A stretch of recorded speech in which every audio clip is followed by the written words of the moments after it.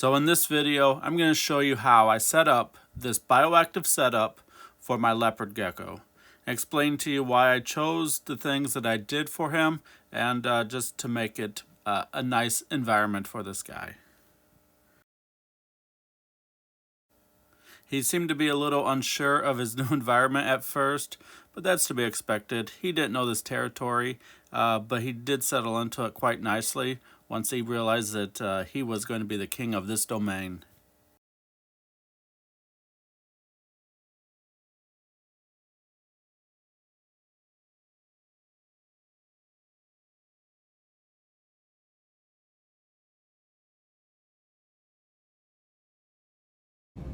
You are here because the outside world rejects you. Let's do it. Now I wanted to give him some subterranean tunnels to crawl around in, as he would probably find in nature.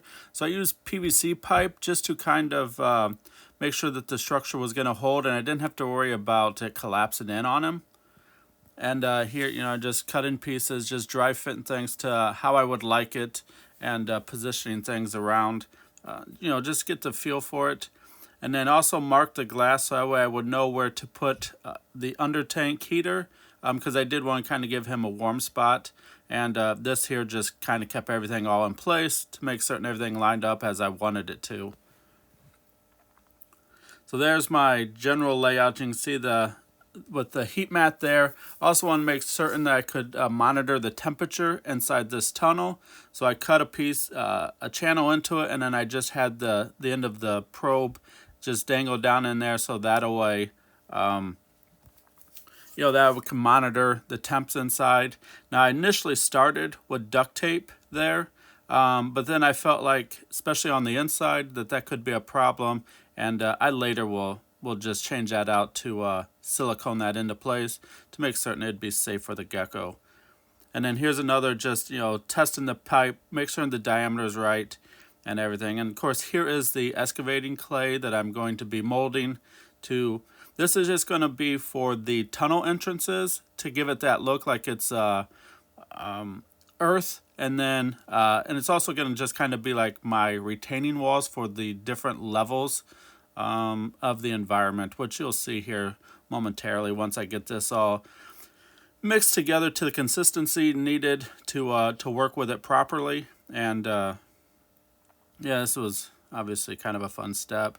So again, there you can see where at the background there, I did silicone the probe. I forgot to add that video, but here you go. I'm just going to packet it in around the PVC pipe, because this is obviously going to be the end that is exposed that I can see. So just to kind of make it a little bit more natural looking, I just wanted to hide it behind the excavating clay. And just kind of trying to position the hardscape in where I want it, and then just kind of have the excavating clay kind of mirror the contours of that.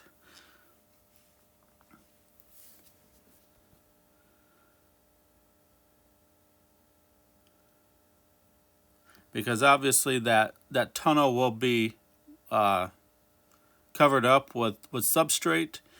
But again, I just wanted to be the exposed parts. I wanted to, kind of hold its shape better. So that's why I used the excavating clay. I mean, you could have just dumped in your substrate and cleared it away, but I felt like this kind of helped maintain like the different levels, because that's what I was going for. I wanted different levels, different heights.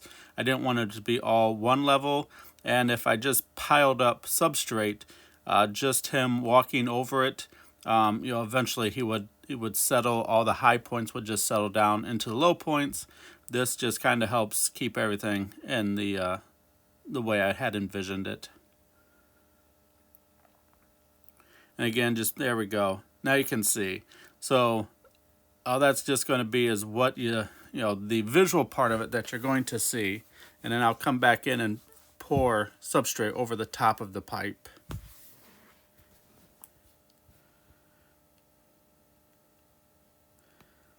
And we just got to give that time to cure. All that moisture needs to just kind of dry up before we move on to the next step of adding that substrate.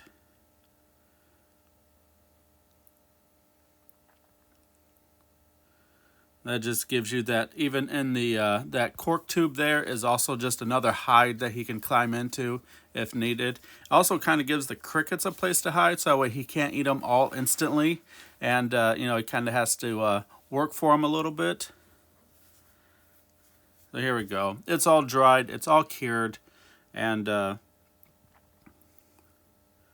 yeah, about ready for substrate. And again, there we go. There's a closer look of the fact that I did change out that duct tape and use silicone. I was just afraid that the duct tape would come off and then get stuck to him, and I didn't want that nightmare. This just holds the probe in place a whole lot better, since this will all be buried under substrate. And it also gives me the ability to, again, to monitor the temperature that's inside there. Again, to make certain that everything stays safe in the safe parameters needed for my gecko to be healthy. I didn't have to worry about anything overheating or him getting burned or anything like that.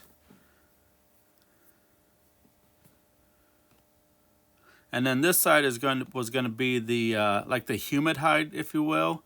That's why this pipe, I actually cut the bottom out of the pipe.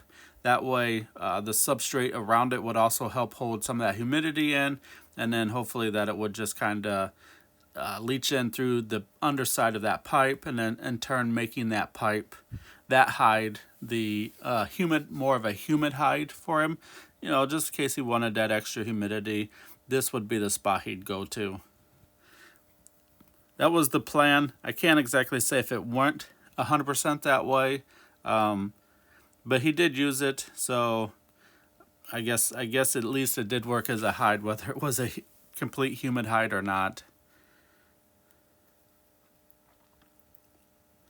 And this was just another like low point in the cage. Again, you can see that it is a tunnel that he could hide in and crawl through, just to give him some more cover if he so chooses. I do like the overall look of this, just as the raw scape that I've set up. I felt like it met many of his needs.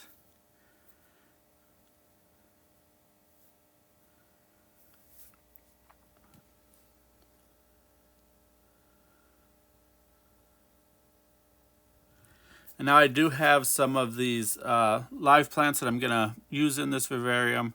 These are different succulents that I felt would work because I didn't want super high moisture in this setup.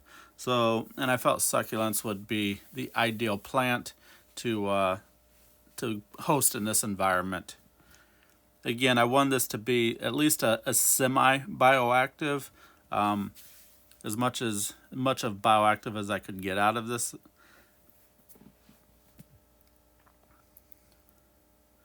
So again, this is just the setup the substrate that I've kind of put together, and again, I'm just filling it in the spots that that I wanted it to be in, that I had already set up for it.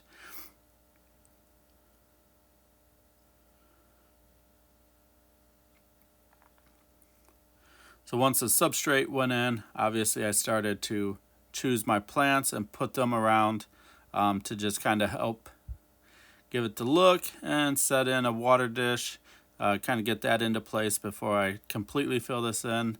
And then I put a little food dish in there that way I could at least make certain that like mealworms and such wouldn't be able to disappear into the substrate right away.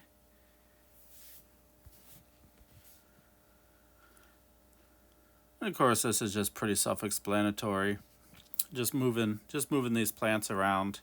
I did choose these particular plants because I felt that they were heavy-bodied enough that they would be able to withstand the gecko climbing over them.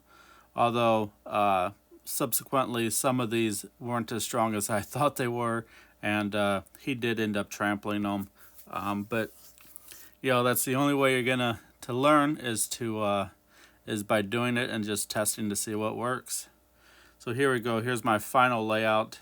I just placed those sticks in there as just some more climbing structure, just to give the gecko a little bit more like exercise, if you will.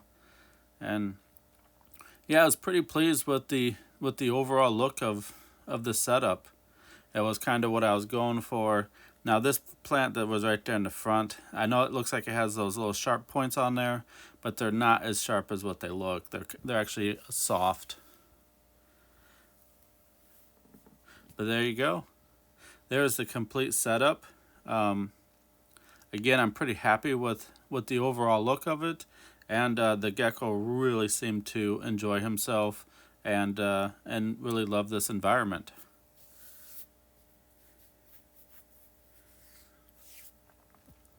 The only thing that I would change after completing this would be maybe to use a slightly larger PVC pipe.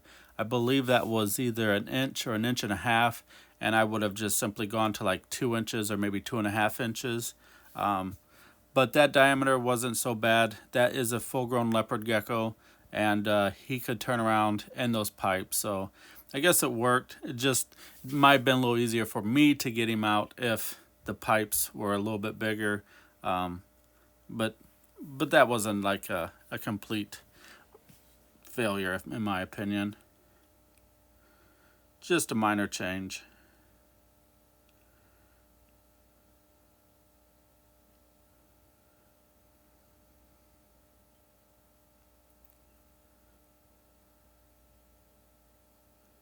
And again, I would change that hydrometer, temperature gauge on the back. Those types don't really work out that well. So that's another thing I would definitely have changed. And here we go. We're just gonna introduce him to his new environment, and we'll just see how he interacts with it to begin with. Now, again, this is a new environment to him. So, he has not experienced anything like this before. And secondly, he also doesn't know if this territory belongs to another male leopard gecko. So, he did move around with caution to begin with, but it didn't take long really for him to settle in once he realized that he was going to be king of this castle and that it was all for him.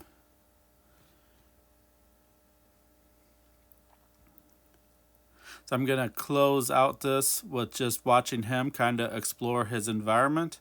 And thank you for watching, and enjoy this guy while he explores his environment.